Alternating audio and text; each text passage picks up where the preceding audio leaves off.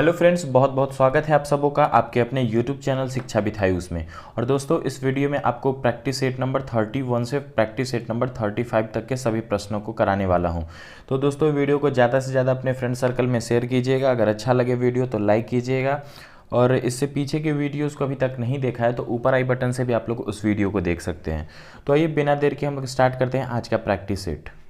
देखते हैं, पहला जो प्रश्न है ये है आपका कि चेंचुअस अनुसूचित जनजाति भारत के किस राज्य से संबंधित है। देखिए, चेंचुअस अनुसूचित जनजाति जो है यह आपका देखेंगे तो मुख्यतः तेलंगाना में, ठीक है, कहाँ पे, मुख्यतः तेलंगाना में जो है सो यह जनजाति आपकी पाई जाती है। क्या नाम है? तो चेंचूस, ठीक है, क्या बोलते हैं? चेंचूस बोलते हैं इसको। कहाँ पे पाई जाती है? तो तेलंगाना में। ऑप्शन नंबर बी यहाँ पे राइट आंसर होगा। आगे है आपका दूसरा नंबर प्रश्न है, घास के खुले मैदान विल्ड्स कहाँ पाए जाते हैं। ठीक है, घास के खुले मैदान को क्या बोला गया है? तो विल्ड्स। तो देखिए, विल्ड्स जो होता है यह आपका अफ्रीका के क्षेत्र में, ठीक है, विल्ड कहाँ पे? तो अफ्रीका के क्षेत्र में पाया जाता है। आगे है आपका तीसरा प्रश्न है कि प्रथम शीतकालीन पैरा ओलंपिक्स खेल कहाँ आयोजित किए गए थे। तो पहला जो शीतकालीन पैरा ओलंपिक्स खेल था यह आपका आयोजित किया गया था स्वीडन में। कहाँ पे? तो स्वीडन में आयोजित किया गया था। ऑप्शन नंबर सी। नेक्स्ट है आपका चौथा प्रश्न है कि किस महिला अंतरिक्ष यात्री ने एक महिला द्वारा सर्वाधिक समय तक अंतरिक्ष यान में अकेले रहने का रिकॉर्ड बनाया है। पूछा क्या गया कि अंतरिक्ष यात्री हैं, एक महिला हैं, ठीक है, जो कि सर्वाधिक समय तक अंतरिक्ष यान में अकेले रहने का रिकॉर्ड बनाया है। ठीक है, तो उनका नाम है आपका क्रिस्टीना कोच। ठीक है, कौन है? क्रिस्टीना कोच उनका नाम है। ऑप्शन नंबर सी। नेक्स्ट है पांचवा नंबर प्रश्न है कि राष्ट्रपति की मृत्यु के कारण उत्पन्न हुई आकस्मिकता रिक्तता के दौरान राष्ट्रपति के रूप में कौन कार्य करता है या कार्यरत होता है। तो मतलब सीधे सीधे प्रश्न को घुमाया गया, पूछा यह जा रहा है कि अगर राष्ट्रपति अनुपस्थित हो या फिर राष्ट्रपति की क्या होती है, आकस्मिक निधन हो जाती है या फिर किसी तरीके से वो अब्सेंट है अपने वर्क से, तो उस वक्त कौन जो है सो वर्क करता है। तो उपराष्ट्रपति करेंगे, काफ़ी आसान है। और एक ये भी है कि अगर राष्ट्रपति और उपराष्ट्रपति दोनों नहीं हैं तो जो भारत के मुख्य न्यायाधीश होते हैं वो as a president of India work करते हैं। नेक्स्ट है छठा प्रश्न है कि शुजा-उद-दौला और शाह आलम ने रॉबर्ट क्लाइव के साथ इलाहाबाद की संधि पर कब हस्ताक्षर किया था। ठीक है, तो इलाहाबाद की संधि की बात हो रही है। तो अगर देखेंगे तो यह जो है सो आपका बक्सर के युद्ध के ठीक बाद जो है सो यह संधि आपका हुआ था। कब? 1765 में। ठीक है, किसने किया था? तो शुजा-उद-दौला और शाह आलम एक तरफ थे और दूसरी तरफ रॉबर्ट क्लाइव। इलाहाबाद की संधि पर हस्ताक्षर किया गया था। कब? तो 1765 में। आसानी से याद कैसे रखेंगे? तो 1757 आपको पता होगा, ठीक है, सिराजुद्दौला और आपका रॉबर्ट क्लाइव की घटना। और दूसरा उसी के थोड़ा सा आगे आपका 1764 में घटित होता है, जो कि क्या होता है, बक्सर का युद्ध के रूप में निर्णायक युद्ध होता है। और तीसरा है आपका 1765 वाला, जो कि क्या है, इलाहाबाद की संधि से रिलेटेड है। तो वर्ष है, इस तरह से याद करते हैं। आगे है सातवां प्रश्न है, कंप्यूटिंग के क्षेत्र में VRML का अर्थ क्या होता है। तो देखिए, VRML इसका फुल फॉर्म होता है वर्चुअल रियलिटी मार्कअप लैंग्वेज। ठीक है, क्या बोलते हैं? वर्चुअल रियलिटी मार्कअप लैंग्वेज इसको बोला जाता है। तो ऑप्शन नंबर डी वाला, ठीक है, ऑप्शन नंबर डी यहाँ पे करेक्ट आंसर होगा। आगे है आठवां प्रश्न है कि बैठने की क्षमता के आधार पर विश्व का सबसे बड़ा हॉकी स्टेडियम किस देश में स्थित है। ठीक है, मतलब सीटिंग कैपेसिटी के अकॉर्डिंग विश्व में सबसे बड़ी हॉकी स्टेडियम किस देश में है। तो वो जो हॉकी स्टेडियम है यह आपका कहाँ पे है? तो ये आपका पाकिस्तान में हो जाएगा। और अभी भारत में जो सबसे बड़ा स्टेडियम बना है, जो कि पहले तो मोटेरा स्टेडियम था, फिर अभी उनका नाम नरेंद्र मोदी के नाम पर रख दिया गया, नरेंद्र मोदी स्टेडियम। कहाँ पर है? तो वो आपका गुजरात में है। और सबसे बड़ी सीटिंग कैपेसिटी के अकॉर्डिंग देखेंगे तो स्टेडियम है आपका। आगे है नौवां प्रश्न कि चंद्रमा की त्रिज्या कितनी होती है। ठीक है, मतलब रेडियस। तो चंद्रमा की अगर रेडियस की बात करेंगे तो इसका जो रेडियस होता है वह है आपका 1.74 इंटू 10⁶ मीटर। ठीक है, रेडियस इतना होता है, कितना? 1.74 इंटू 10⁶ मीटर। आगे है आपका 10वां प्रश्न, देखते हैं। 10वां प्रश्न है कि वायसराय की कार्यकारी परिषद में सम्मिलित होने वाले प्रथम भारतीय कौन थे। तो देखिए, वायसराय की कार्यकारी परिषद में सम्मिलित होने वाले जो पहले भारतीय थे वो थे आपके सत्येंद्र प्रसाद सिन्हा। ठीक है, कौन हो जाएंगे? Satyendra Prasad Sinha. Option number D. Next है आपका 11वां नंबर प्रश्न है कि समुद्र तल पर समान वायुदाब कितना होता है। तो देखिए, समुद्र तल पर जो समान वायुदाब होता है वह होता है आपका 1013.25 मिलीबार। कितना 1013.25 मिली बार। आगे है 12वां प्रश्न है कि भारत में प्रथम बार राष्ट्रमंडल खेल में कब भाग लिया था। ठीक है, तो भारत ने सबसे पहली बार राष्ट्रमंडल खेल में कब भाग लिया था, तो भारत ने भाग लिया था 1934 में। और राष्ट्रमंडल खेल की बात करेंगे तो यह कब स्टार्ट हुआ था, तो 1930 में। कहाँ पे, तो हैमिल्टन शहर में, जो कि कहाँ पे है, तो कनाडा में है। ठीक है, राष्ट्रमंडल खेल की बात हो रही है। आगे है आपका 13वां प्रश्न है कि ब्यूटेन गैस का रासायनिक सूत्र क्या है। तो देखिए ब्यूटेन जो होता है, ठीक है, ग्रुप डी में भी आपका प्रश्न पूछा गया था और टीसीएस का ये बुक है, टीसीएस आधारित प्रश्न है, तो वहीं से शायद लिया गया हो ग्रुप डी से ही। तो देखिए ब्यूटेन गैस जो है इसका रासायनिक सूत्र क्या है, तो इसका जो सूत्र होता है वो है आपका C4H10। ठीक है, C4H10।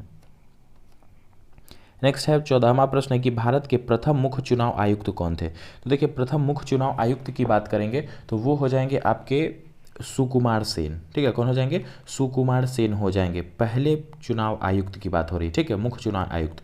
15वां है कि टेनिस में एक वर्ष में कितने ग्रैंड स्लैम टूर्नामेंट खेले जाते हैं। तो टेनिस में अगर बात करेंगे एक वर्ष में कितने ग्रैंड स्लैम होते हैं, तो वो आपके कुल होते हैं 4। ठीक है, कौन कौन से ग्रैंड स्लैम, तो Australian open, French open, Wimbledon और यूएस ओपन। ठीक है, चारों को याद रखना है। कैसे, ऑस्ट्रेलियन ओपन, फिर फ्रेंच ओपन, फिर आपका विंबलडन और फिर यूएस ओपन। और जिस तरीके से मैंने बताया इसी सीरीज में ये चारों होते भी हैं एक वर्ष में। नेक्स्ट है आपका 16वां नंबर प्रश्न है कि कौन सा क्षेत्र भू प्रॉपर्टी, ठीक है, भू प्रॉपर्टी जिसको क्रस्ट इंग्लिश में बोलते हैं और आच्छादन जिसको मेंटल बोलते हैं। ठीक है, तो कौन सा क्षेत्र भू प्रॉपर्टी और आच्छादन को पृथक करता है, तो वो जो क्षेत्र होता है उसे हम लोग बोलते हैं मोह। ठीक है, क्या बोला जाता है, मोह बोला जाता है। आगे है 17वां प्रश्न है कि किस देश ने गांधी शिक्षा पुरस्कार स्थापित करने की घोषणा की है। तो देखिए गांधी शिक्षा पुरस्कार जो है इसको स्थापित करने की घोषणा किया गया किसके द्वारा, तो पुर्तगाल के द्वारा। कैपिटल की बात करेंगे तो पुर्तगाल का कैपिटल आपका क्या हो जाएगा, लिस्बन हो जाएगा, यूरोपियन कंट्री है आपका। नेक्स्ट है 18वां प्रश्न है कि किस संघ में जीवों के संयुक्त पैर होते हैं। ठीक है, तो कौन सा ऐसा आपका संघ है जिसमें जीवों का क्या होता है, संयुक्त पैर होते हैं, तो वो आपका हो जाएगा ऑर्थोपोडा। ठीक है, जिसको हिंदी में क्या बोलते हैं, संधिपाद बोलते हैं, इंग्लिश में ऑर्थोपोडा बोला जाता है। Option number D. नेक्स्ट है 19वां प्रश्न है कि भारत में दूसरी पंचवर्षीय योजना की अवधि क्या थी। तो देखिए पहला जो पंचवर्षीय योजना था उसकी अवधि कौन सी हो जाएगी, तो उसकी अवधि थी आपकी 1951 से 56, और दूसरी जो पंचवर्षीय योजना थी उसकी अवधि हो जाएगी आपकी 1956 से 61। तो पूछा गया यहाँ दूसरा वाला, तो ऑप्शन नंबर डी यहाँ पे राइट हो जाएगा। आगे है 20वां प्रश्न है कि व्हाट्सएप को कब शुरू किया गया था। तो देखिए व्हाट्सएप जो है इसकी शुरुआत की अगर बात करेंगे तो इसको 2009 में शुरू किया गया था। आगे है प्रैक्टिस सेट नंबर 32। ठीक है, और पहला जो प्रश्न है वो है कि जीएसटी संविधान के किस संशोधन अधिनियम द्वारा प्रस्तुत किया गया था। ये पीछे भी आपका रिपीटेड था, तो हो सकता है कि किसी भी एग्जाम में ये 2-3 बार रिपीट हुआ है, जिस वजह से इस बुक में भी आपका रिपीटेशन दिख रहा है।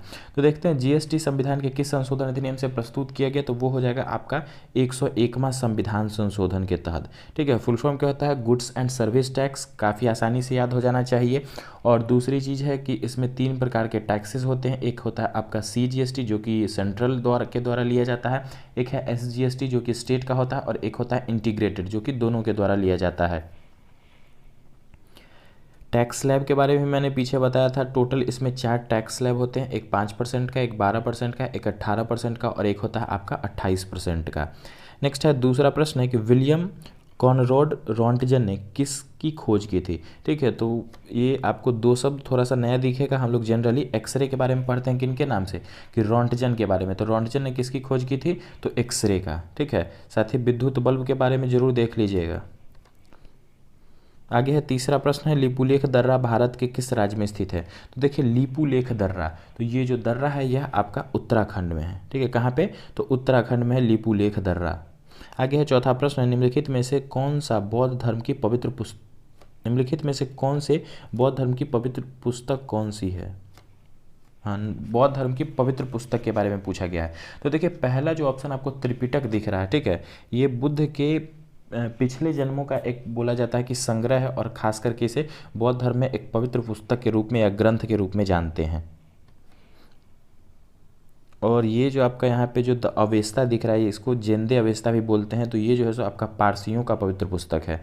नेक्स्ट है 5वां प्रश्न है कि सॉल्सेट द्वीप भारत के किस राज्य में स्थित है। तो देखिए सॉल्सेट द्वीप जो होता है यह भारत के किस राज्य में है, तो महाराष्ट्र में। ऑप्शन नंबर बी यहाँ पे सही होगा।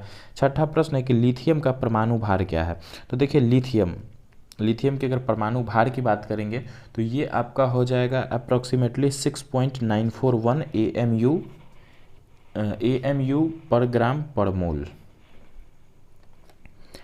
नेक्स्ट है आपका हेल्प खोलने, ठीक है, हेल्प खोलने के लिए किस फंक्शन की का उपयोग किया जाता है। तो वो फंक्शन की आपका हो जाएगा F1, ठीक है, फंक्शन की क्या हो जाएगा, F1 हो जाएगा।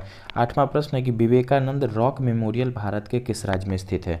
तो देखिए विवेकानंद रॉक मेमोरियल जो है यह आपका स्थित है किस राज्य में, तो वो राज्य है आपका तमिलनाडु, ठीक है, तमिलनाडु में स्थित है। आगे है 9वां नंबर प्रश्न है कि तिब्बत में ब्रह्मपुत्रा नदी को किस नाम से जाना जाता है। तो देखिए तिब्बत में जो ब्रह्मपुत्रा नदी को जानते हैं वो हम लोग जानते हैं सांगपो के नाम से, ठीक है, यारालुंग सांगपो या फिर सीधे सांगपो भी इनको बोला जाता है। नेक्स्ट है 10वां प्रश्न है कि सूर्य मंदिर भारत के किस राज्य में स्थित है। तो देखिए सूर्य मंदिर जो है कहाँ पे स्थित है, सभी को पता भी होगा, ये आपका तमिलनाडु में, ठीक है, कहाँ पे, तो तमिलनाडु में स्थित मंदिर है, ऑप्शन नंबर बी। आगे है 11वां प्रश्न है कि प्रोकैरियोटिक कोशिकाएं निम्नलिखित में से किस प्राणी जगत में पाई जाती है। तो देखिए प्रोकैरियोटिक कोशिका जो होती है वह किस में पाया जाता है, तो वो पाया जाता है मोनेरा में, ठीक है, मोनेरा में पाया जाता है प्रोकैरियोटिक। नेक्स्ट है 12वां प्रश्न है जीतू राय किस खेल से संबंधित है। तो देखिए जीतू राय जो है यह आपके संबंधित हो जाएंगे किस खेल से, तो निशानेबाजी से, ठीक है, शूटिंग से संबंधित है जीतू राय। 13वां कि राजस्थान में कितने लोकसभा निर्वाचन क्षेत्र हैं। तो देखिए राजस्थान की बात करेंगे तो लोकसभा निर्वाचन में अगर देखेंगे तो कुल जो लोकसभा सीटों की संख्या है वो आपकी हो जाएगी 25, और सबसे अधिक किस राज्य में है, तो वो है उत्तर प्रदेश में 80 सीट हैं लोकसभा की। आगे है 14वां प्रश्न है कि रोवर्स कप कब आरंभ हुआ था। तो देखिए रोवर्स कप जो होता है, रोवर्स कप जो है किस खेल से संबंधित है, तो ये आपका संबंधित है फुटबॉल से, ठीक है, किससे, फुटबॉल से संबंधित ये कप है। और स्टार्ट कब किया गया था रोवर्स कप, तो ये आपका स्टार्ट किया गया था 1891 में, ठीक है, कब, 1891 में।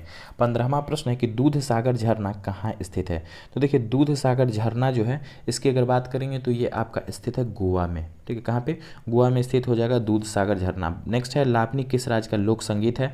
तो लावनी हो या एक शब्द आपको तमाशा भी देखने को मिलेगा, तो लावनी या तमाशा दोनों जो है सो महाराष्ट्र से संबंधित आपके लोक संगीत हैं या फिर लोक नृत्य भी बोल सकते हैं। नेक्स्ट है 17वां प्रश्न है कि भारत की 13वें राष्ट्रपति कौन थे। ठीक है, भारत के 13वीं राष्ट्रपति कौन थे। तो 13वें जो राष्ट्रपति थे वो थे आपके प्रणब मुखर्जी।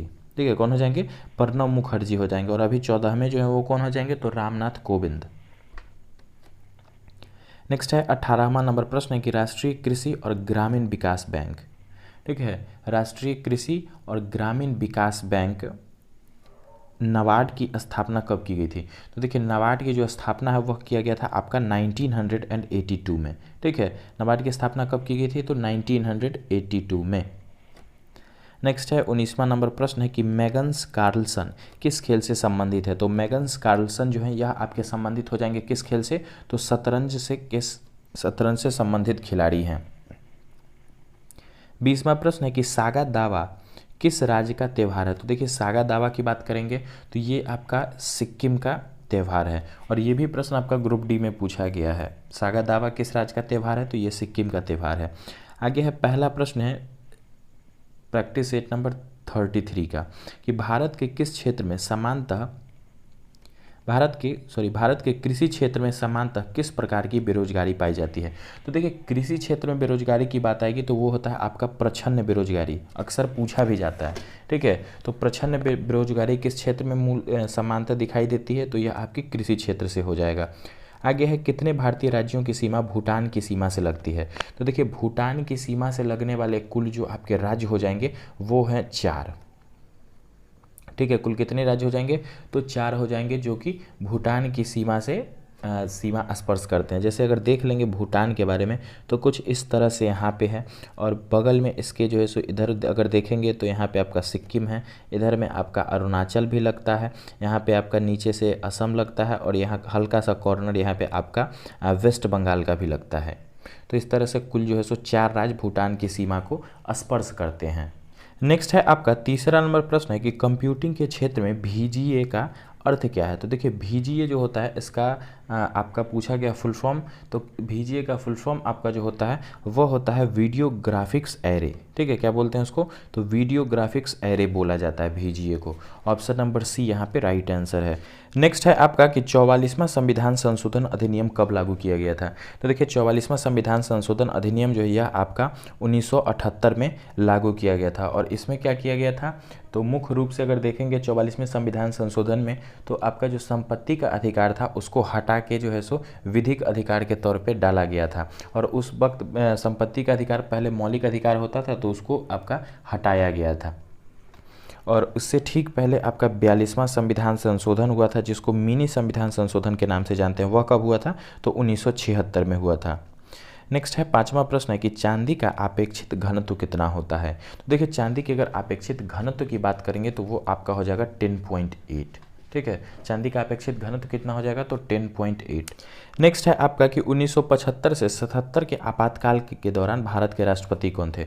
तो उस वक्त जो आपका इमरजेंसी था 75 से 77 के दौरान उस वक्त राष्ट्रपति हुआ करते थे फ़खरुद्दीन अली अहमद। ठीक है, ऑप्शन नंबर डी यहाँ पे सही होगा, फ़खरुद्दीन अली अहमद। नेक्स्ट है 7वां प्रश्न, निम्नलिखित में से किस प्रकार के जीवों में खुला परिसंचरण तंत्र होता है। तो देखिए खुला परिसंचरण तंत्र जो होता है वह आपका पाया जाता है मोलास्का में। ठीक है, किसमें, तो मोलास्का में होता है, ऑप्शन नंबर सी।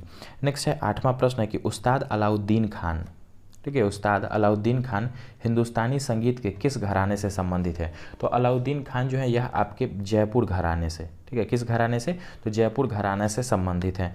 9वां प्रश्न है कि प्रोटीन्स कितने अमीनो एसिड से मिलकर बनते हैं। तो प्रोटीन्स जो होते हैं यह आपके कुल 20 अमीनो एसिड से मिलकर बनते हैं। ठीक है, कितने, तो कुल 20 अमीनो एसिड से मिलकर बनते हैं। नेक्स्ट है 10वां प्रश्न है कि सार्क का सचिवालय कब स्थापित किया गया था। तो देखिए सार्क का जो सचिवालय है वह आपका 1987 में स्थापित किया गया था। और सार्क की बात करेंगे तो 1985 मतलब 1985 में इसकी स्थापना की गई थी सार्क की। और हेडक्वार्टर की बात करेंगे तो काठमांडू में इसका हेडक्वार्टर है। और टोटल 8 देश जो है सो सार्क समूह में सदस्य हैं। नेक्स्ट है 11वां प्रश्न है कि प्रसिद्ध पुस्तक the God of small things किसके द्वारा लिखा गया है। तो देखिए जो the God of small things जो है काफ़ी फेमस बुक है और यह आपका लिखा गया किसके द्वारा, तो अरुंधति राय जी के द्वारा। ठीक है, किसके द्वारा, तो अरुंधति राय जी के द्वारा, ऑप्शन नंबर ए। आगे है 12वां प्रश्न है कि वर्ष 2011 जनगणना के अनुसार केरल में लिंगानुपात क्या है। तो देखिए 2011 की जनगणना के अनुसार अगर देखेंगे केरल में लिंगानुपात तो वो आपका हो जाएगा 1084। ठीक है, 1084 कहने का क्या मतलब कि 1084 महिलाएं प्रति 1000 पुरुष। ठीक है, इसी तरह से लिंगानुपात जो आपका मापा जाता है वो आपका प्रति 1000 में मापते हैं। ठीक है, और सर्वाधिक जो लिंगानुपात था वह आपका कहाँ का था, तो सर्वाधिक लिंगानुपात भी केरल का था। और सबसे कम जो लिंगानुपात था वह था आपका हरियाणा का। आगे है 13वां प्रश्न कि टिहरी बांध की ऊंचाई कितनी है। तो देखिए टिहरी बांध जो है, ठीक है, उसकी अगर ऊंचाई की बात करेंगे तो उसका ऊंचाई जो है वो है आपका 260.5 मीटर। ठीक है, टिहरी बांध की ऊंचाई कितनी है, 260.5 मीटर। और कहाँ पे है, तो ये आपका उत्तराखंड में, किस नदी पे, तो भागीरथी पे निर्माण किया गया है। नेक्स्ट है 14वां प्रश्न कि अमृतसर संधि पर हस्ताक्षरित कब किए गए थे। तो अमृतसर संधि जो है उस पर कब हस्ताक्षरित किया गया था, तो 1809 में। ठीक है, कब, 1809, राइट आंसर हो जाएगा ऑप्शन नंबर बी। आगे है 15वां प्रश्न, एप्पल द्वारा सफारी पहली बार कब जारी किया गया था। तो एप्पल के द्वारा जो सफारी है उसको सबसे पहले कब लॉन्च किया गया था, तो यह लॉन्च किया गया था 2003 में। ठीक है, कब, तो 2003 में इसे लॉन्च किया गया था। आगे है 16वां प्रश्न है कि रैले आयोग 1902 को डैश में सुधारों की संस्तुति करने के लिए नियुक्त किया गया था। तो किसकी के लिए नियुक्त किया गया था, तो शिक्षा व्यवस्था में आपका सुधार के लिए जो है सो रैले आयोग बनाया गया था। आगे है दाचीग्राम राष्ट्रीय उद्यान भारत के किस राज्य में स्थित है। तो देखिए दाचीग्राम राष्ट्रीय उद्यान जो है यह आपका जम्मू और कश्मीर में, ठीक है। दाचीग्राम राष्ट्रीय उद्यान कहाँ पे है, किस राज्य में, तो जम्मू कश्मीर राज्य में है। और मुख्य रूप से अगर देखेंगे तो हंगूल के लिए, ठीक है, किसके लिए, हंगूल के लिए जाना जाता है यह आपका दाचीग्राम राष्ट्रीय उद्यान। 18वां प्रश्न है कि ईडन गार्डन स्टेडियम कोलकाता की स्थापना कब की गई थी। तो देखिए ईडन गार्डन स्टेडियम जो है यह आपका कहाँ पे है, कोलकाता में। स्थापना की बात करेंगे तो 1864 में स्थापना किया गया था। ऑप्शन नंबर सी यहाँ पे सही उत्तर है। आगे 19वां प्रश्न है कि प्रत्येक वर्ष मनाए जाने वाला प्रसिद्ध गौरा गौरी पूजा का आनंद लेने के लिए आप किस राज्य में जाएंगे। प्रश्न को थोड़ा घुमाया गया है। प्रश्न में पूछा मुख्य रूप से यही गया है कि गौरी गौरा पूजा जो होता है यह किस राज्य में मुख्यतः मनाया जाता है। तो ये जो है सो आपका छत्तीसगढ़ में, ठीक है, कहाँ पे, छत्तीसगढ़ में मनाया जाता है। 20वां प्रश्न है कि हड़प्पा सभ्यता की खोज सर्वप्रथम किस वर्ष में हुई थी। तो देखिए हड़प्पा सभ्यता जो है इसकी खोज सर्वप्रथम कब किया गया था, तो यह किया गया था 1921 में, ठीक है। कब, तो 1921 में। किसके द्वारा, तो दयाराम साहनी और राखलदास बनर्जी के द्वारा। आगे है पहला प्रश्न है कि एमएस ऑफिस सॉफ्टवेयर में किसी लाइन या टेक्स्ट को पेज के बीच में लाने के लिए किस शॉर्टकट की का उपयोग किया जाता है, ठीक है। तो मतलब सेंटर अलाइनमेंट के लिए। देखिए ये जो आपका एमएस ऑफिस होता है ना, इसमें किसी भी टेक्स्ट को मतलब कहीं कहीं पे जैसे मानते हैं कि ये आपका डिस्प्ले है, ठीक है, कंप्यूटर का हो या फिर मोबाइल फ़ोन का हो। अगर आप लोग टाइपिंग करते होंगे या फिर किसी भी चीज़ को आप लोग अगर पढ़ते होंगे तो देखते हैं कुछ इस तरीके से यहाँ से आपका लिखा जाता है। हर वर्ड जो होता है आपका यहाँ से स्टार्ट होता है, यहाँ से इस तरीके से। कुछ होता है जो कि हम लोग बहुत कम यूज करते हैं, यहाँ से स्टार्ट किया जाता है, ठीक है, यहाँ से स्टार्ट होता है। मतलब रहता यहीं से है लेकिन उसका जो एक सजाने का तरीका होता है इस तरह से यहाँ से खड़ा होता है। और एक जो होता है आपका पूरा बीचों बीच वर्ड होता है, ठीक है, बीचों बीच होता है कुछ इस तरीके से, बीचों बीच, ना तो वो इधर पूरा सट्टा होता है ना ही इधर। तो इसी को आपका सेंटर अलाइनमेंट बोला जाता है। दूसरा प्रश्न है कि निम्नलिखित में से किस मंत्रालय द्वारा अंगीकार और ई कोर्स नाम के 2 अभियान शुरू किए गए हैं, ठीक है। तो कौन सा अभियान है, तो एक है अंगीकार और दूसरा है ई कोर्स। तो ये जो दोनों अभियान है यह आपका आवास और शहरी कार्य मंत्रालय के द्वारा शुरू किया गया है। तो ऑप्शन नंबर डी यहाँ पे सही होगा। आगे है इनमें से कौन सा ऑपरेटिंग सिस्टम नहीं है। ऑपरेटिंग सिस्टम क्या होता है, जिसको आम भाषा में हम लोग ओएस भी बोलते हैं, ठीक है, ओएस। तो ओएस जो होता है ऑपरेटिंग सिस्टम, इसका फुल फॉर्म होता है, ठीक है। और ये क्या होता है, एक प्रकार का सिस्टम सॉफ्टवेयर होता है। ओएस का मुख्य रूप से काम यही होता है एक यूज़र और कंप्यूटर के बीच में एक इंटरफेस क्रिएट करना। इंटरफेस बोला जाए तो जैसे अभी आप लोग वीडियो देख रहे हो, तो वीडियो देखने से पहले आप लोगों ने पहले मोबाइल को ऑन किया होगा, तो आपके सामने एक डिस्प्ले आया होगा जिसमें आपको बताया जाता है आइकन के द्वारा कि यहाँ पे आपका यूट्यूब का आइकन है, ये आपका गैलरी का आइकन है, ये आपके फाइल मैनेजर का आइकन है। तो एक क्या होता है कि इंटरफेस क्रिएट होता है। अगर वो जो आइकन है उस जगह पे उसका जो लैंग्वेज जिससे बनाया गया है, ठीक है, जिस प्रोग्रामिंग लैंग्वेज से वो बनाया गया है, डिज़ाइन किया गया, जैसे जनरली अभी मोबाइल फ़ोन को देखेंगे तो कुछ मोबाइल फ़ोन है जो कि जावा पे वर्क करते हैं, कुछ जावा स्क्रिप्ट पे वर्क करते हैं। तो अगर उस प्रोग्रामिंग लैंग्वेज को, कोड को आपके सामने रख दिया जाए तो आप आइडेंटिफाई नहीं कर पाओगे कि कौन सा आइकन यूट्यूब का होता है, कौन सा आइकन गैलरी का है। तो आपके सामने एक क्या किया गया है कि ऑपरेटिंग सिस्टम के द्वारा एक यूज़र और एक सिस्टम के बीच में इंटरफेस क्रिएट किया गया, प्लेटफॉर्म बनाया गया जिसके थ्रू हम लोग क्या कर सकते हैं, आसानी से मोबाइल फ़ोन को, लैपटॉप को, कंप्यूटर को, किसी भी चीज़ को हैंडल करते हैं, ठीक है। इसको हम लोग एक आम भाषा में यूज़र फ्रेंडली भी बोला जाता है। तो पूछा यही गया है कि ऑपरेटिंग सिस्टम 4 ऑप्शन दिए गए हैं, इसमें से कौन सा नहीं है, ठीक है। तो देखते हैं, तो ऑपरेटिंग सिस्टम नहीं है तो वो आपका हो जाएगा एसक्यूएल। बाकी यूनिक्स जो है आपका, मैक ओएस हो या लिनक्स है, तीनों जो है सो आपकी क्या होती है, ऑपरेटिंग सिस्टम होती है। और भी ऑपरेटिंग सिस्टम है जैसे कि आपका जनरली आप लोग विंडोज़ के बारे में सुने होंगे, तो विंडोज़ में भी आपकी वर्जन है, विंडोज 10 है, विंडोज़ 8.1 है, इससे पीछे 7 होता था, उससे पहले भी आपका एक्सपी यूज होता था। तो ये सभी क्या होती है, ऑपरेटिंग सिस्टम होते हैं। आगे है चौथा प्रश्न है कि भारत के किस राज्य में बोमीडला दर्रा स्थित है। तो देखिए बोमीडला दर्रा जो है यह आपका स्थित है किस राज्य में, तो अरुणाचल प्रदेश में, ठीक है। किस में, अरुणाचल प्रदेश में है बोमीडला दर्रा।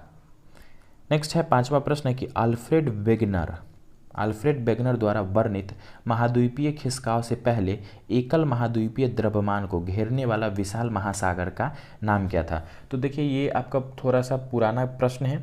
तो प्रश्न में ये पूछा गया है कि जैसे एक अल्फ्रेड वेगनर थे, उन्होंने क्या एक थ्योरी दिया था, उसमें उन्होंने बताया था कि पहले जितने भी अभी जो महाद्वीप हैं वो सभी एक हुआ करते थे और वो जो क्या होते थे, एक विशाल महासागर से घिरे थे। तो वो महासागर को पहले क्या नाम दिया गया था, तो वो महासागर जो था उसको पहले पैंथालासा, ठीक है, पैंथालासा के नाम से जाना जाता था, पैंथालासा के नाम से। Option number D. आगे है 6ठा प्रश्न है कि सैला, ठीक है, सैला नृत्य की उत्पत्ति किस राज्य से हुई थी। नृत्य फसल कटाई के ऋतु के बाद लड़कों द्वारा प्रदर्शित किया जाता है। तो सैला जो नृत्य है यह आपका छत्तीसगढ़ में, ठीक है, छत्तीसगढ़ का एक नृत्य है और बताया गया जैसा कि प्रश्न में फसल कटाई के बाद जो है सो ऋतु, फसल कटाई की जो ऋतु होती है उसके बाद लड़कों के द्वारा प्रदर्शित किया जाता है। आगे है 7वां प्रश्न कि निम्नलिखित में से कौन सा अनुच्छेद शिक्षा के मौलिक अधिकार के रूप में 6 से 14 वर्ष की आयु वर्ग वाले सभी बच्चों के लिए मुफ्त और अनिवार्य शिक्षा प्रदान करता है। तो मौलिक अधिकार से प्रश्न है, तो पूछा यही गया है कि 6 से 14 वर्ष के जो बच्चे होते हैं उनके लिए जो मुफ्त शिक्षा अनिवार्य है यह किस अनुच्छेद में कहा गया है। तो वो अनुच्छेद है आपका 21 का ए, ठीक है, ऑप्शन नंबर ए। आगे है 8वां प्रश्न है कि वेलांचली, ठीक है, वेलांचली वन में कौन से वृक्ष पाए जाते हैं। तो वेलांचली वन जो होते हैं उसमें मुख्य रूप से अगर देखेंगे तो सुंदरी, ठीक है, सुंदरी वन पाए जाते हैं।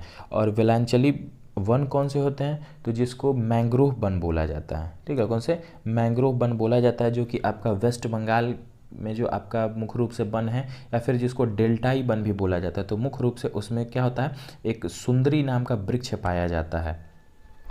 नेक्स्ट है आपका 9वां प्रश्न कि वायुमंडल की किस परत के ऊपर ब्राह्मंडल होता है। ठीक है, तो आप सभी को पता हो कि ब्राह्मंडल मतलब सबसे ऊपर का, ठीक है, सबसे ऊपर का जो है आपका लेयर जो होता है उसको ब्राह्मंडल बोला जाता है। वायुमंडल के सबसे ऊपर का लेयर है उसको ब्राह्मंडल या इंग्लिश में एक्सोस्फीयर बोलते हैं।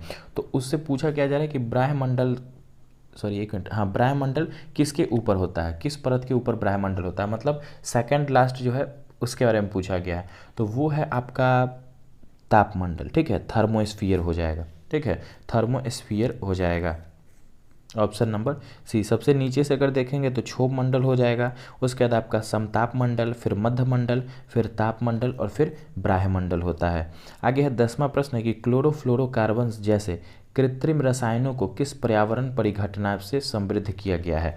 तो क्लोरोफ्लोरोकार्बन जो है उसको कृत्रिम रसायनों के लिए पर्यावरणीय, हाँ, तो इस प्रश्न के लिए देखेंगे तो राइट आंसर हो जाएगा ओजोन के क्रमिक ह्रास से, ठीक है, किसे, ओजोन के क्रमिक ह्रास, क्लोरोफ्लोरोकार्बन CFC। 11वां नंबर प्रश्न है कि वो 5 समूह कौन से हैं जिसमें पादपों को विभाजित किया गया है। तो पादपों को जो 5 समूह में विभाजित किया गया वो पांचों समूह आपको बताना है। तो देखते हैं कौन कौन से समूह हो जाएंगे। तो वो हैं आपके थैलोफाइटा, ब्रायोफाइटा, टेरिडोफाइटा, जिम्नोस्पर्म और एंजियोस्पर्म्स। तो ऑप्शन नंबर सी यहाँ पे मैच कर रहा है। नेक्स्ट है 12वां प्रश्न है कि मैसूर साम्राज्य और ब्रिटिश ईस्ट इंडिया कंपनी के बीच दूसरा एंग्लो मैसूर युद्ध कब लड़ा गया था। तो देखिए दूसरा एंग्लो मैसूर युद्ध, तो यह जो युद्ध था यह आपका कब लड़ा गया था। तो ये आपका लड़ा गया था 1780 से 1784 के बीच, ठीक है, कब, 1780 से 1784 के बीच। देखिए पहला जो मैसूर युद्ध था, आंग्ला मैसूर युद्ध जिसको बोलते हैं, मतलब अंग्रेजों और मैसूर के उस समय जो शासक हुआ करते थे पहले के समय आपके हैदर अली थे जो कि टीपू सुल्तान के पिता हुआ करते थे। तो पहला आंग्ला मैसूर युद्ध जो था वह आपका 1767 से 1769 तक, ठीक है, मतलब ये वाला डी वाला जो ऑप्शन दिख रहा है ये है पहले आंग्ला मैसूर युद्ध के लिए। दूसरा आंग्ला मैसूर युद्ध जो था वो आपका 1780 से 1784 के बीच चला था। तीसरा आंग्ला मैसूर युद्ध जो था 1790 से 1792 के बीच चला था। और चौथा आंग्ला मैसूर युद्ध जो कि 1799 में ख़त्म हो गया था और वहीं पे आपकी टीपू सुल्तान की मृत्यु हो गई थी। ये पूछा जाता है कि टीपू सुल्तान की मृत्यु किस आंग्ला मैसूर युद्ध में हुई थी, तो वो आपका हो जाएगा चौथा, ठीक है, चौथा जो आंग्ला मैसूर युद्ध है उसमें टीपू सुल्तान की मृत्यु हुई थी। और अगर पूछा जाए हैदर अली, तो हैदर अली की मृत्यु हुई थी आपके दूसरे आंग्ला मैसूर युद्ध में। पुरस्कार किस वर्ष आरंभ किया गया। तो देखिए द्रोणाचार्य पुरस्कार की बात करेंगे तो यह आपका 1985 से जो है सो दिया जाता है। और किस क्षेत्र में, तो प्रशिक्षकों को, मतलब किसी भी खेल के कोच को जो है सो यह पुरस्कार दिया जाता है। 14वां प्रश्न है इनमें से कौन सा मानव शरीर का उत्सर्जक अंग है। ठीक है, एक्सक्रेटरी ऑर्गन है, उत्सर्जक अंग है। तो उत्सर्जक अंग जो हो जाएगा दिए गए ऑप्शन में वो है आपका त्वचा, ठीक ठीक है, कौन सा हो जाएगा, त्वचा हो जाएगा। उत्सर्जक अंग क्या होते हैं, वैसे अंग जो कि किसी भी चीज़ का खास करके वेस्ट मटेरियल का उत्सर्जन करते हैं। जैसे त्वचा के अगर देखेंगे तो यहाँ से क्या होता है, आपका पसीना निकलता है त्वचा से, तो शरीर का जो वेस्ट होता है या टॉक्सिक मटेरियल होता है पसीने के द्वारा या फिर आपका यूरिन के द्वारा बाहर आता है, तो ये सभी आपके क्या हो जाएंगे, उत्सर्जक अंग हो जाएंगे, एक्सक्रेटरी ऑर्गन जिसको बोलते हैं। 15वां प्रश्न है कि विश्व के प्रथम कानून के संग्रहकर्ता हम्मुराबी कहाँ के शासक थे। तो प्रथम कानून के संग्रहकर्ता हम्मुराबी थे, कहाँ के शासक थे, तो वो हो जाएंगे आपके बेबीलोन। ठीक है, बेबीलोन खास करके प्रसिद्ध है इसलिए कि वहाँ पे सिकंदर की मृत्यु भी हुई थी। ठीक है, सिकंदर की मृत्यु कहाँ पे, हाँ बेबीलोन में सिकंदर की मृत्यु हुई थी, इस वजह से भी आपका फेमस है थोड़ा सा। आपके है 16वां प्रश्न है कि मैसूर साम्राज्य और ब्रिटिश ईस्ट इंडिया कंपनी के बीच तृतीय आंग्ला मैसूर युद्ध कब लड़ा गया। देखिए पीछे आपका ये चीज़ अभी मैंने बताया था और ये प्रश्न भी आपका आ गया। तो तृतीय जो आंग्ला मैसूर युद्ध था यह कब लड़ा गया था, तो 1790 से 1792 के बीच। ठीक है, मैंने बताया भाई 1790 से 1792 के बीच। और यहाँ पे देखेंगे तो 80-84 ये आपका दूसरा वाला, पहला 67 से 69 और चौथा वाला 1799 में ख़त्म हो गया था, सभी को पता भी होगा। 17वां प्रश्न है कि द्रोणाचार्य पुरस्कार किस वर्ष आरंभ किया गया था। तो ये भी आपका रिपीटेड हो गया, द्रोणाचार्य पुरस्कार 1985 में आरंभ किया गया, ऑप्शन नंबर डी। नेक्स्ट है 18वां नंबर प्रश्न है वायुमंडल की किस परत के ऊपर ब्रह्मंडल, ये सभी आपका रिपीटेड प्रश्न दिख रहे हैं। तो ब्रह्मंडल किसके ऊपर होता है, सॉरी ब्रह्मंडल के नीचे एक परत नीचे कौन सा होता है, तो वो आपका कौन सा हो जाएगा, वो हो जाएगा दिए गए ऑप्शन में, ऑप्शन इसमें चेंज कर दिया है तो वो हो जाएगा आपका ऑप्शन नंबर डी तापमंडल में। ठीक है, कौन सा हो जाएगा, तापमंडल हो जाएगा। नेक्स्ट है आपका 19वां नंबर प्रश्न है वेलांचली कौन वन में कौन से वृक्ष पाए जाते हैं, तो सुंदर, ये भी आपका रिपीटेड है। नेक्स्ट है आपका 20वां नंबर प्रश्न है कि भारत के किन किन देशों के साथ क्रमशः LOC और LAC लगता है। ठीक है, मतलब LOC क्या होता है, लाइन ऑफ कंट्रोल, और LAC क्या होता है, तो लाइन ऑफ एक्चुअल कंट्रोल। तो देखिए दोनों पूछा जा रहा है किस देश के साथ है, तो क्रमशः अगर देखें तो पाकिस्तान के साथ आपका LOC लगता है और चाइना के साथ आपका LAC है। देखिए दोनों में डिफरेंस क्या है, और दोनों डिफरेंस को छोड़ते हैं, देखते हैं दोनों आखिर है क्या। जब हमारा माने कि इंटरनेशनल बाउंड्री कुछ होगा तो उसके बाद भी ये लाइन क्या है। देखिए आपका जो कश्मीर का ऊपर का जो क्षेत्र है, जम्मू कश्मीर का है या फिर अब लद्दाख भी बोल सकते हैं, तो थोड़ा सा विवादित क्षेत्र है। इसकी भी एक अलग कहानी है। जैसे कश्मीर को लेके, जैसे उस समय राजा हरि सिंह वहाँ के राजा हुआ करते थे, तो वहाँ से कहानी उसको अगर लेंगे तो थोड़ा सा लंबा हो जाएगा, लेकिन मोटा मोटी समझते हैं ऐसे कि जो आपका भी POK वाला क्षेत्र है, ठीक है, पाकिस्तान ऑक्युपाइड कश्मीर, तो वहाँ पे क्या है कि मैप में तो हम लोग पूरा पाकिस्तान ऑक्युपाइड कश्मीर को दिखाते हैं इंडिया का, लेकिन वहाँ पे क्या होता है, अधिकार क्षेत्र भारत का नहीं है। ठीक है, वहाँ पे क्या है, पाकिस्तान का आपका अधिकार क्षेत्र है। तो उस दोनों के बीच में जो है ना आपका एक LOC बनाया गया, ठीक है, जिसको लाइन ऑफ कंट्रोल बोला गया, और LOC के उधर आपका पाकिस्तान है और इधर पे क्या है, भारत है। और इसी टाइप से देखेंगे तो चाइना के साथ भी, चाइना जिसे पता होगा कि 1962 के युद्ध में जो क्या हो गया था कि आपका कुछ जो लद्दाख का एरिया था वो चाइना के द्वारा छीन लिया गया था, जिसको अस्काई चीन का नाम दिया गया है। ठीक है, उसको अस्काई की चीन के नाम से जानते हैं। तो वहाँ पे चाइना के साथ जो अभी एक्चुअल बॉर्डर है उसको लाइन ऑफ एक्चुअल कंट्रोल के नाम से जानते हैं। तो क्रमशः पाकिस्तान और चाइना के साथ है, तो LOC पाकिस्तान के साथ, LAC चाइना के साथ, ऑप्शन नंबर बी यहाँ पे राइट आंसर होगा। दोस्तों आशा करते हैं वीडियो सभी दोस्तों को पसंद आ रहा होगा। ज़्यादा से ज़्यादा शेयर कीजिएगा वीडियो को, अच्छा लगे तो लाइक ज़रूर कीजिएगा। साथ ही दोस्तों अगर इसका पूरा PDF चाहिए होगा आप सभी को तो टेलीग्राम पे आप लोग ज्वाइन हो जाइएगा। हर वीडियो का नोटिफिकेशन साथ में फ्री PDF आप सभी के लिए अवेलेबल वहाँ पर रेगुलरली होता है। देखते हैं आज के वीडियो का लास्ट प्रैक्टिस सेट है। पहला प्रश्न है कि हड़प्पा सभ्यता की खोज सर्वप्रथम किस वर्ष में हुई थी। ये भी अभी पीछे के प्रैक्टिस सेट में ही रिपीट हुआ है। तो 1921 में जो सो हड़प्पा सभ्यता की खोज की गई थी। दूसरा है हिंदू कानून की प्रथम पुस्तक का नाम क्या है। देखिए हिंदू कानून की जो प्रथम पुस्तक है उसको किस नाम से जानते हैं, तो मनुस्मृति। ठीक है, मनुस्मृति के नाम से जाना जाता है, ऑप्शन नंबर बी। नेक्स्ट है LOC का निर्धारण कब किया गया था। LOC से ही प्रश्न आ गया। तो LOC जो है इसका निर्धारण कब किया गया था, तो 1972 में। ठीक है, कब, तो LOC का निर्धारण किया गया था 1972 में, ऑप्शन नंबर ए। चौथा प्रश्न है कि दक्षिण अफ्रीका गांधी जी प्रथम बार कब गए। गए थे। तो देखिए गांधी जी जो है दक्षिण अफ्रीका पूछा गया प्रथम बार कब गए थे, तो 1893 में। वापस कब आए थे, तो 1915 में। कब, तो 9 जनवरी को। तो 9 जनवरी 1915 को गांधी जी वापस आए थे दक्षिण अमेरिका से।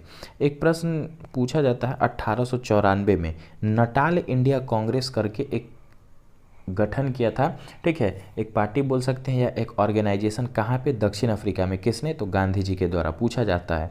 पांचवा प्रश्न है कि मानव का प्रथम वंशज का नाम क्या है, ठीक है। तो मानव का जो प्रथम वंशज है उसका नाम क्या है, तो उसको हम लोग बोलते हैं रामापिथेकस, ठीक है, रामापिथेकस बोला जाता है। ऑप्शन नंबर सी। नेक्स्ट है भारत पाकिस्तान के बीच प्रथम युद्ध कब हुआ था। तो देखिए भारत और पाकिस्तान के बीच जो पहला युद्ध हुआ था वह कब हुआ था, तो वो आपका 47-48 में, ठीक है। कब, 1947 से 48 में। बहुत से लोग इसको 65 वाला मान लेते हैं, नहीं, वो 65 वाला आपका गलत हो जाएगा। सातवां प्रश्न है कि अर्थशास्त्र की किस शाखा के तहत मजदूरी, किराया, ब्याज और लाभ की अवधारणा का अध्ययन किया जाता है। तो किसके तहत, तो वो हो जाएगा आपका विशिष्ट अर्थशास्त्र के तहत। Option number B. नेक्स्ट है आठवां प्रश्न है कि किस या किन वैज्ञानिकों ने सापेक्षता का सिद्धांत, देखिए आसानी से, सापेक्षिता का सिद्धांत, ठीक है, मतलब थ्योरी ऑफ रिलेटिविटी पूछा गया तो किसके द्वारा दिया गया, सभी को पता भी होगा, अल्बर्ट आइंस्टाइन जी के द्वारा। Option number A.